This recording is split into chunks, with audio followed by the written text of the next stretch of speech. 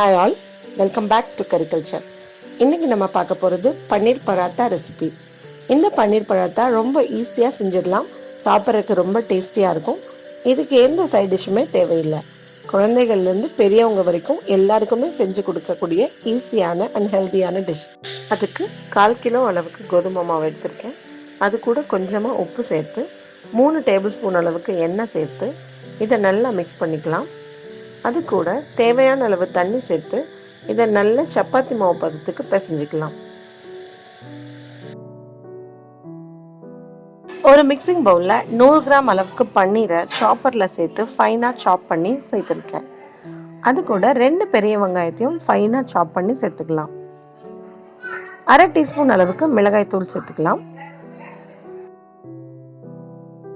1/2 teaspoon அளவுக்கு garam masala, 1/2 teaspoon அளவுக்கு ஜீரக பவுடர், தேவையான அளவு உப்பு, 1/2 டீஸ்பூன் அளவுக்கு சாட் மசாலா சேர்த்துக்கலாம்.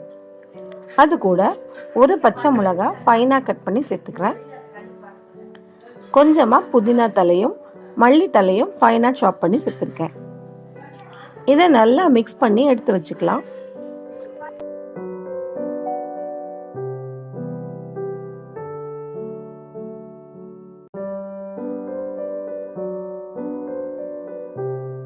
நம்ம பிசைஞ்சு வச்ச மாவுலேருந்து சின்ன சின்ன உருண்டைகளாக உருட்டிக்கலாம். இந்த உருண்டைகள் எல்லாம் சின்ன அளவில் தேய்ச்சி வச்சுக்கலாம். அதாவது ஒரு 8 இன்ச் அளவுக்கு சின்ன சின்ன சப்பாத்திகள் போல் தேய்ச்சிக்கலாம்.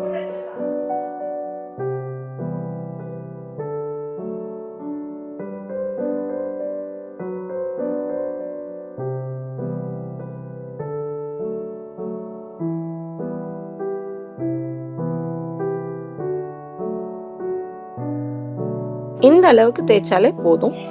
இது கூட நம்ம ஏற்கனவே ரெடி பண்ணி வச்சிருந்தா பன்னீர் ஸ்டஃபிங்ல 2 ஸ்பூன் அளவுக்கு சேர்த்துக்கலாம். இந்த மாவை நல்லா க்ளோஸ் பண்ணி நம்மளோட ஸ்டஃபிங் வெளியில வராத மாதிரி சீல் பண்ணி எடுத்துக்கலாம். எக்ஸஸ் மாவு இருந்தால் நீங்கள் பிஞ்ச் பண்ணி எடுத்துக்கலாம். நான் சேர்த்துருக்க பன்னீர் உள்ள எல்லா பக்கமும் ஸ்ப்ரெட் ஆகுற மாதிரி அழுத்தி விட்டுக்கோங்க. இதே போல நம்ம தேய்ச்சி வச்சிருக்க எல்லா பராத்தாலையும் பன்னீர் ஸ்டஃபிங்கை கொஞ்சம் அதிகமாகவே சேர்த்து சீல் பண்ணி வச்சுக்கோங்க. நம்ம எடுத்திருக்கிற 100 கிராம் அளவு பன்னீர்ல இன்னைக்கு 7 பராத்தா நமக்கு கிடைச்சிருக்கு.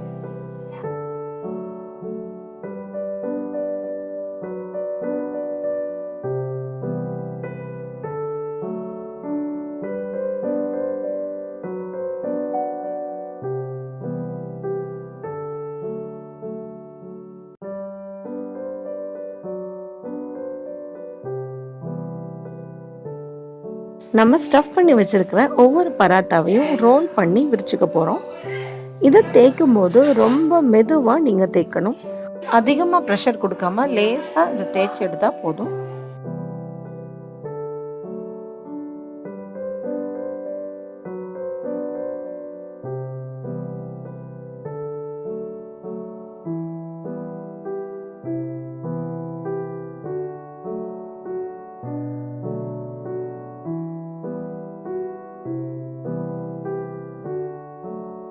இதே மாதிரி எல்லா பராத்தாவையும் நம்ம தேய்ச்சி எடுத்துக்கலாம்.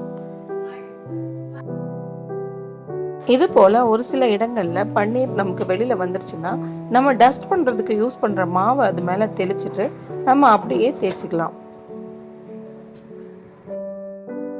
அதிகமா பன்னீர் ஸ்டஃபிங் வெளியில வராத மாதிரி பார்த்து மெதுவா தேய்ச்சிக்கோங்க.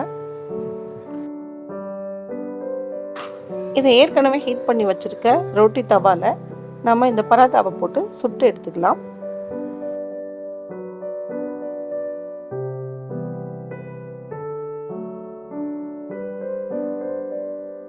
பராத்தாவை 2 பக்கமும் திருப்பி போட்டு வேக வைங்க.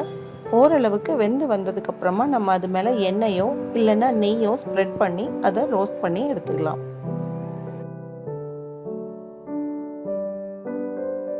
இதே மாதிரி எல்லா பராத்தாவும் ரெடி பண்ணிக்கலாம். அவ்வளோதான், நம்மளோட பன்னீர் ஸ்டஃப்டு பராத்தா ரெடி ஆயிடுச்சு. இந்த பராத்தாக்கு எந்த சைட் டிஷ்ஷும் தேவையில்லை, அப்படியே சாப்பிட்லாம்.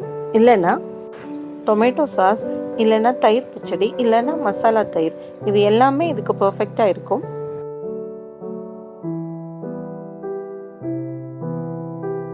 இந்த மாதிரி பன்னீர் பராத்தாவை ட்ரை பண்ணி பாருங்கள். நெக்ஸ்ட் வீடியோவில் பார்க்கலாம். டேக் கேர், பாய்.